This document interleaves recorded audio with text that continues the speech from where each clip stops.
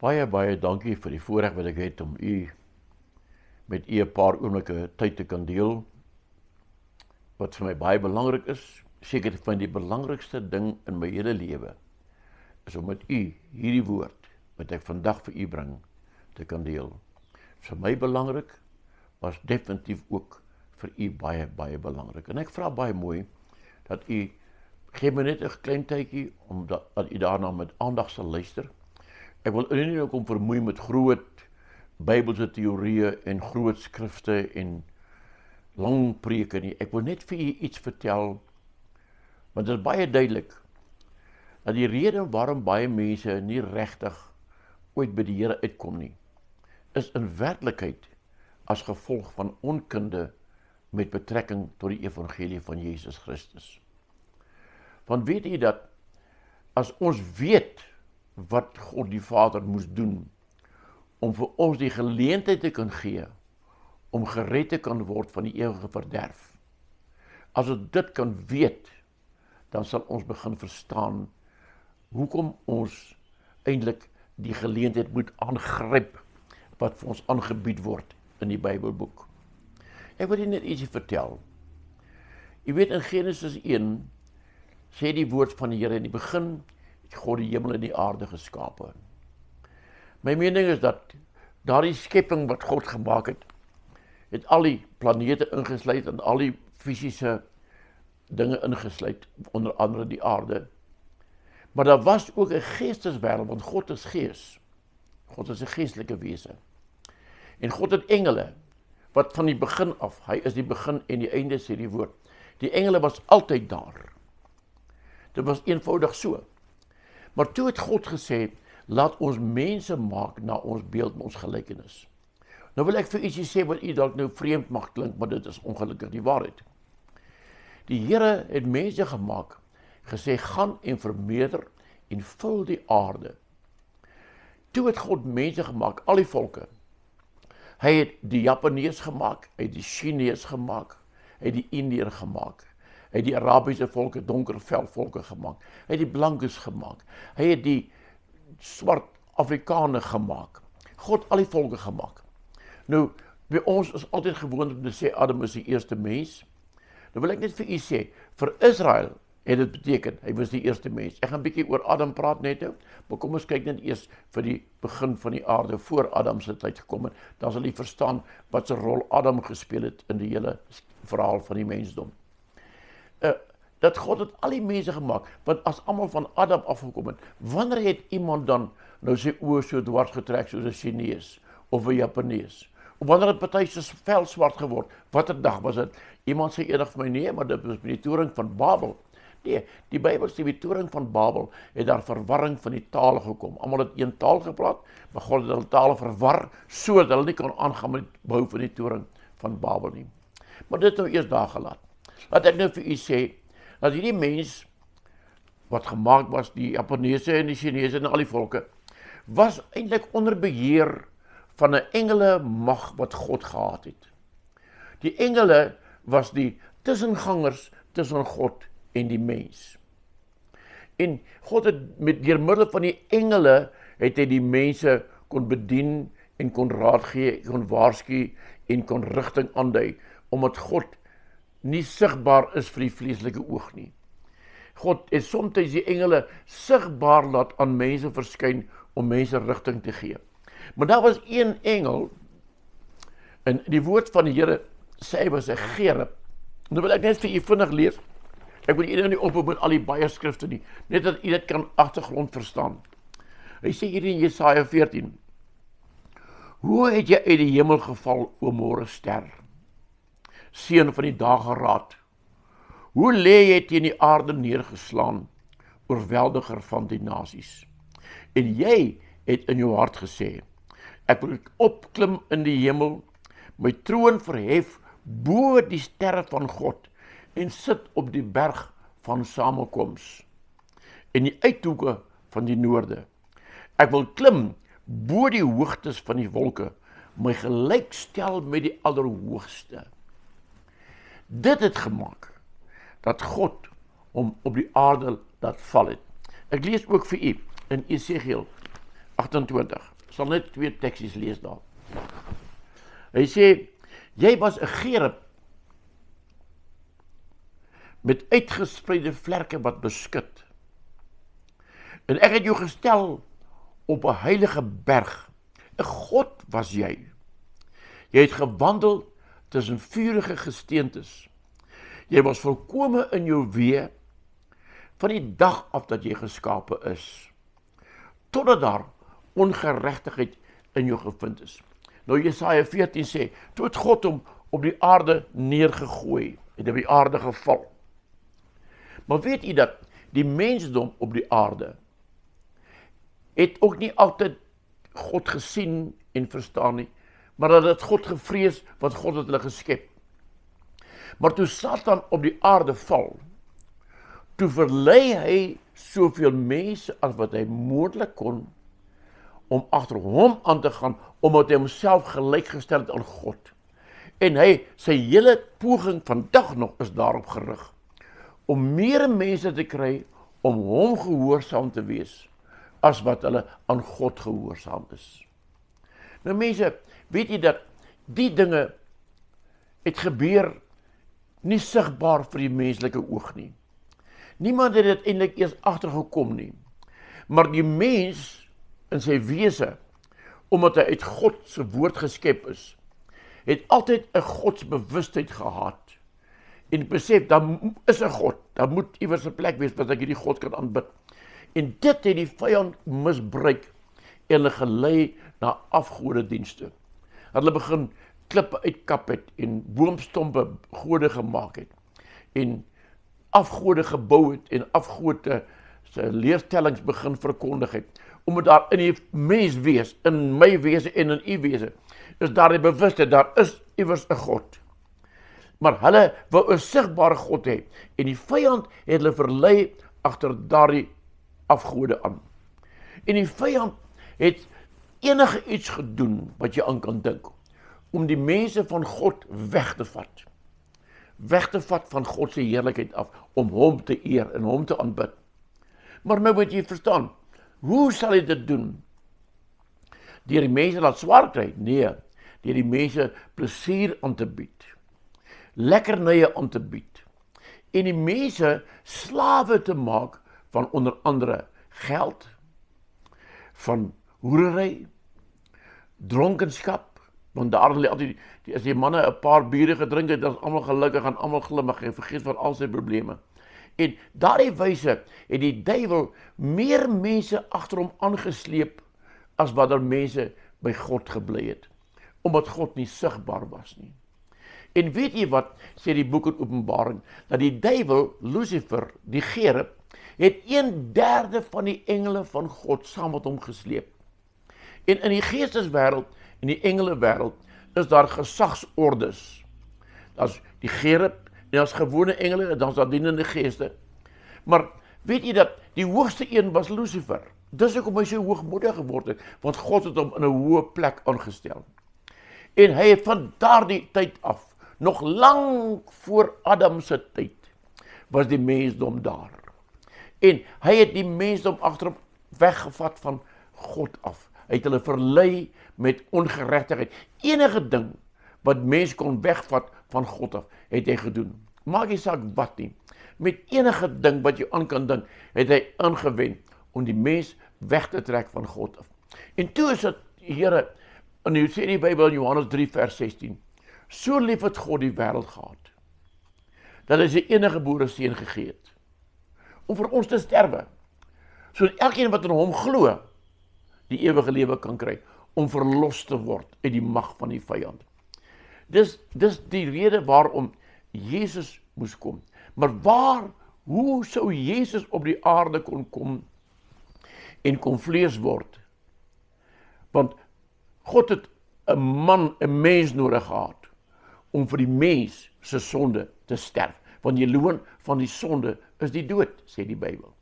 So God het iemand nodig gehad om 'n mens te word, om op die aarde te kom wandel sonder sonde, en dat daardie onskuldige persoon sonder sonde die straf van die sonde kan dra namens die mense, namens my en namens u. En dis waar Adam inkom. En God het vir Adam gemaak. Die woord sê in Genesis 2, God hom geformeer uit die stof uit. In Genesis 1 het God die mense gemaak deur sy woord. Hy het gesê dat daar mense wees en daar was mense. Hy het geseën en gesê vermeerder en vul die aarde. Maar in Genesis 2 formeer hy vir Adam uit stof uit met sy hande. Is nie dieselfde skepingspatroon nie. Die rede hoekom dit so moes wees, as God met dieselfde skepingspatroon vir Adam sou skep, as wat die mensdom aanvanklik geskep het, dan sou Adam onder dieselfde heerskappy van die engele geval het, as al die mense. Daarom het hy 'n mens geskep, wat niks te doen gehad het met die vorm van skepping van die eerste mense, naamlik deur 'n woord te spreek nie. Hy het hom met sy hande gevorm, om hom daar te kan stel, in die tuin van Eden. En uit sy ribbebeen uit, het hy vir 'n vrou geskep. Weereens nie met sy woord nie, maar met sy hand uit 'n rib uitgehaal uit Adam uit, van haar af het hy 'n vrou gebou vir Adam, want hy het gesê, dis nie goed dat die mens alleen is nie. Kan u dink, as Adam nou die eerste mens was, en hy het alleenig, hoe sou die res van die wêreld tot stand gekom het? Dis maar 'n eenvoudige vraag. Maar uit Adam uit, en deur Eva, as jy nou gaan lees, gaan doen 'n bietjie moeite, vat bietjie die Bybel, ek wil net seker maak van die versies, dis in Lukas 33, kan jy gaan kyk, trouwens Lukas 3 vers 20, Lukas die 3de hoofstuk, en net die versies vir u duidelik aandui daar, die geslagsregister van Jesus, daar in Lukas die 3de hoofstuk, vanaf vers 23 tot en met vers 38. En die vers 38 sê, die begin onder, die seun van Enos, die seun van Set, die seun van Adam, die seun van God. So Adam is die eerste persoon van die hele volk Israel. Jy kan daai gedeelte lees in die geslagsregister, gaan jy sien, al die groot manne van die volk van Israel, se name verskyn daar, in daai skrifgie, in Lukas die 3de hoofstuk. En het begin by Adam. So Adam was die eerste persoon van Israel. Die volk Israel was nooit ondergeskik aan die engele en aan Lucifer, soos die res van die skepping van die mensdom nie. Hoekom het God dit gedoen? Want uit daai volk uit, wat nie onderworpe was aan die eerste skeppingswette nie, onder die mag van Satan was nie, en onder die heerskappy van Lucifer as die gerub was nie, het hy 'n volk gemaak. So uit daai volk uit, het hy uiteindelik Jesus in die lewe gebring. Maar God openbaar homself in daardie volk van Israel. Hy laat hulle vir 400 jaar as slawe in Egipte werk. Om hulle uit te lei, en van daar af aan toe hy hulle uit Egipte uitlei, na al die pla wat hy homself geopenbaar het, sy krag geopenbaar het, sy wonderlike kragte kon aan die mens betoon, lei hy die volk uit, en van daar af aan tot aan die einde van die Ou Testamentiese skrifte, profete ingesluit, het God daardie volk gebruik om homself bekend te stel aan die wêreld as die almagtige God. Weet jy dat toe hulle by die Rooi See kom en God die water vir hulle kloof met 'n suidewind te stuur. Weet jy die woord sê, toe hulle uit Egipte uitgaan, toe is daar 600.000 man, vroue en kinders uitgesluit. Nou, dit word gereken, die normale huisgesin, dat hulle 3 miljoen plus kon wees, wat te voet stap. En nou sê die geleerde mense, die generaal van die leer in Amerika het 'n bepaling gemaak en 'n somme gemaak en gereken, dat om vir 3 miljoen mense in een nag deur die Rooi See te kon vat, moes daardie breedte van die pad wat hulle moes deurgaan, tussen 10 en 15 kilometer breed wees, om almal te voet in een nag die afstand wat hulle moes aflê, deur te kon vat. Dit is ongelooflik, maar God openbaar aan die wêreld, aan my en aan u, sy vermoëns, sy krag en sy sterkte. En toe, hulle aan die ander kant kom, en in Egipte hulle kom agterna, toe val die water hulle toe, hulle val vas in die modder, al die soldate val vas in die modder, Israel trek op droë grond, Egipte val in die modder vas. Dit is God wat homself openbaar aan my en aan u, sy vermoëns openbaar. So het God deur die hele pad met die volk van Israel vir 40 jaar in die woestyn, voorsien elke dag vir hulle van brood, manna, en van vleis, kwartels. Elke dag, en water in die woestyn, dat water uit 'n rots uitkom, wat Moses aanslaan met sy staf. Mense, weet jy, God openbaar sy krag deur die Ou Testamentiese boeke. So, hoe meer mense daarvan lees, hoe meer bewus raak 'n mens van sy grootheid en van sy krag. God wou hê dat die wêreld en die hele wêreld het kennis geneem. Hulle het reg oor die wêreld gehoor van hierdie God, van hierdie volk, wat nooit 'n volk was nie. En Israel, ek weet nie, ek wil nou 'n ding sê wat ek dalk nie mag sê nie. Dalk was hy die eerste blanke volk, ek weet nie. Want jy weet, toe Kain vir Abel doodslaan, daar in die tyd van Adam, en Kain slaan vir Abel dood, en Kain word uitgestaan, hy sê vir sy mense, waar moet ek heen gaan? Almal wat my sien, sal my wil doodmaak. Hoekom? Wie is die almal wat hom gaan sien? En hoekom sal hom wil doodmaak? Het hy anders gelyk as die mense daar? Het hy anders gelyk as die Arabiërs, of die Egiptenaars, of die swart volke? Hoekom sal hom wil doodmaak? Dalk was daar verskil in sy oogkleur, dalk het hy blou oë gehad, dalk het hy blonde hare gehad, ek weet nie, ek noem nou sommer 'n eenvoudige voorbeeld. Maar dit sê dit vir my, dat Israel was God se volk, na die skepingswaarhede van die mense wat gemaak was. Maar God openbaar hom in daardie volk. En kan jy dink, die prys wat betaal moes word, die pad wat God moes vat, om by my en by u uit te kom met 'n verlosser. En toe Jesus gebore is, mense, toe was dit chaos in die koninkryk van Lucifer, die duiwel. Hy het sy beste probeer om dit te keer en om die geboorte teë te staan, want hy het geweet, hierdie geboorte is nie 'n geboorte van 'n gewone mens nie. Hy het geweet, Israel is ook nie 'n gewone volk nie, is ander volk. Hy het nie heerskappy oor hulle gehad nie. Maar God het daai volk rein en skoon gehou en gesorg dat die bloedlyn van Israel skoon bly. Weet jy, was so erg op dit gewees, dat op 'n tyd het God vir Noag gesê, bou 'n ark. En in daai ark was net 8 mense gered. Noag en sy vrou en sy 3 seuns met hulle vrouens. Dis 8 mense. Hoekom? Om die ander mense het so ek weet nie wat om te sê nie, verbaster is seker die regte woord, met die ander volke daar, dat daar was nie meer die egte bloedlyn van Adam nie.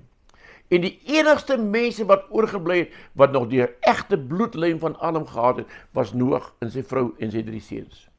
Toe red God hulle uit en hy bring reën wat die hele aarde, na my mening Mesopotamië, onder water bring. Want die hele wêreld het nie onder water gekom nie, want as die hele wêreld onder water gekom het, hoe het Noag die diere van Australië in die ark gekry? Hoe het hy die diere van Indië in die ark gekry? En na die water opgedroog het, hoe het hy weer teruggekry in Australië, en in Indië, of in Afrika, of in Suid-Afrika? Hoe het hy dit reggekry om hulle weer hier te kom plaas? Is maar net 'n vraagie. Maar God het alles gedoen om daai bloedlyn van Israel skoon te hou van Adam, die bloedlyn van Adam, sodat uit daai rein bloedlyn Jesus gebore sou word. En weet jy dat, die woord sê, Maria het swanger geword, maar nie van man nie, nie van Josef nie. Maar die woord van God is in haar geplant, sy is bevrug. Nou kan ek vir my vra, wanneer was dit? Ek wil nie hier argumente oormaak oor Kersfeestyd nie, maar my nie verkeerd verstaan nie. Maar as een oomblik in 'n jaar, wat die volk Israel rein kon wees, om die saad, die woord van God te kan ontvang, om vir Jesus as 'n baba te kon vorm in Maria se moederskoot. En dis die 10de van die 7de maand, want daardie dag, elke jaar, het God die hoëpriester opdrag gegee, hy 2 bokke moes neem. Een bok het hy sy hand opgelê en die volk se sonde by bok gelê en hom in die woestyn ingestuur. Die ander bok moes hy slag en op daai slag by 7 druppels bloed op die verbondsark se deksel gelaat drup het en 7 druppels op die grond voor die ark. En die oomblik wat daardie bloed op die verbondsark val, op die versoendeksel van die verbondsark val, is wat daai oomblik is die volk gereinig van alle ongeregtigheid en van alle sonde. Dis die enigste oomblik in 'n jaar wat Maria rein genoeg sou wees om die saad van die woord van God te kan ontvang, om vir Jesus in die lewe te bring. Kan u sien, die geweldige pad wat God moes vat, om vir my en u 'n saligheidsweg te kon skep. 'n Pad te kon skep, om ons te kry, om met hom weer te versoen te word. En toe gaan daardie Jesus, en hy werk saam met sy sogenaamde pa, Josef, in die timmermanswinkel, en hy word 30 jaar oud, voordat hy sy bediening kry. Vir 30 jaar tussen die mense gelewe, gewerk, elke dag gedoen, maar sonder sonde. Hoe kon hy dit regkry? Omdat die Satan nie beheer oor sy gees gehad het, soos by die ander mense nie. Die Satan was aanvanklik aangestel as 'n engel, beheer oor die gees van die mens, maar Israel was nooit onder daardie mag van Satan nie. Dis hoekom Jesus kon regkry, om nie onder die mag van die duiwel nie, sonder sonde te wees, vir 30 jaar.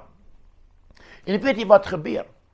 Toe 30 jaar oud is, soos Johannes die doper besig om te doop in die Jordaan. En hier kom Jesus, en hy sê, ek wil hê my doop, en Johannes sê, nee, ek kan u nie doop nie, u moet my doop. Maar Jesus sê, laat dit nou toe, want so word alle geregtigheid vervul. En lees dit nou mooi. Hy doop vir Jesus in die Jordaan. En toe Jesus uit die doopwater uit opstaan, kom die Heilige Gees in die vorm van 'n duif op hom neerdal.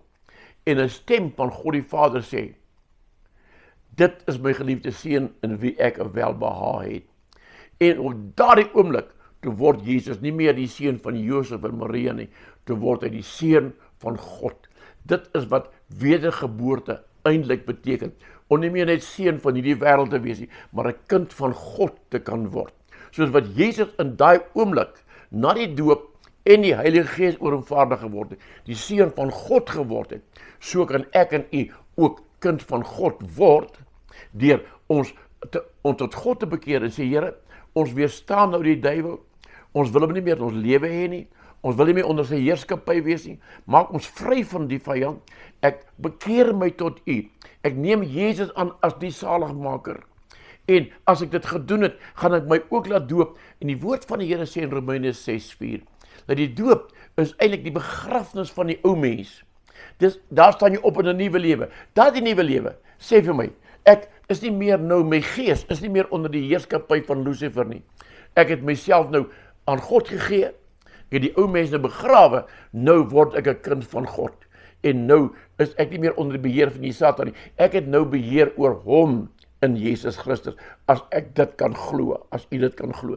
Dis die boodskap van die evangelie van Jesus Christus. Dis waaroor dit gaan. Dit gaan nie oor my kerk is reg of jou kerk is reg, en my kerk is verkeerd en jou kerk is verkeerd. Dit gaan nie oor dit of dat nie. Dit gaan oor wat God se plan was om die mensdom te red vir wie hy so lief is. Hy sê hy is so lief, hy sy enige gebore seun gegee het. Hy het hom gestuur, hy het 'n volk geskep. Hy het 'n volk vir 'n paar duisend jaar gelaat loop op die aarde, om homself aan die mensdom te openbaar as die God van Israel. Sodat uit daai volk Israel 'n persoon gebore sou word, wat bekend gestaan het as Jesus van Nasaret. En om daardie Jesus van Nasaret sonde te maak, die woord van God sê, hy het vir ons sonde gemaak, dat ons kan word, die geregtigheid van God in hom. Toe hy gekruisig word, toe sê Jesus aan die kruis, my God, waarom het u my verlaat? Want God kan nie hom vereenselwig met sonde nie. Die oomblik toe God toelaat dat Jesus sonde word, toe het hy hom onttrek van Jesus Christus. Want toe kruisig hulle sonde. En die oomblik as ek en u vir hierdie Jesus aanneem as die saligmaker, dan neem dit ons sonde ook weg. Dis wanneer ek tot bekering kom. Dis wanneer ek gered kan word. Ek bring hierdie opname vir u vandag, omdat so baie mense dink, as jy praat van bekering, dan is dit kerk, man, ek wil nie kerk toe gaan nie, dan mag ek nie meer dit doen nie, ek mag nie meer dit doen nie, ek mag nie so maak nie, ek mag nie dit doen nie, ek moet elke Sondag so gaan heilig in die kerk sit. Dis glad nie die waarheid nie. Die waarheid is, jy kan 'n lewe saam met God deur Jesus Christus. God het vir jou 'n pad oopgemaak. God het vir jou die weg oopgemaak. God het vir jou 'n magtige pad laat loop, sy volk. Kan jy dink, daardie mense te voet in die woestyn vir 40 jaar. Kan jy dink, alles daai dinge laat deurgaan, net sodat Jesus gebore kan word, sodat ek en u hom kan aanvaar as God se saligheidsplan, as God se plan om my en u weer met God te verenig. En ek wil u vra, is u bereid om daardie dinge in God se gesig terug te gooi en te kan sê, ag, u het dit maar gedoen, is reg. Geen om nie, ek wil die duiwel dien, ek wil die Satan dien, ek wil 'n sondaar wees. Maar weet jy wat, daar's 'n plek, as 'n loon vir die duiwel.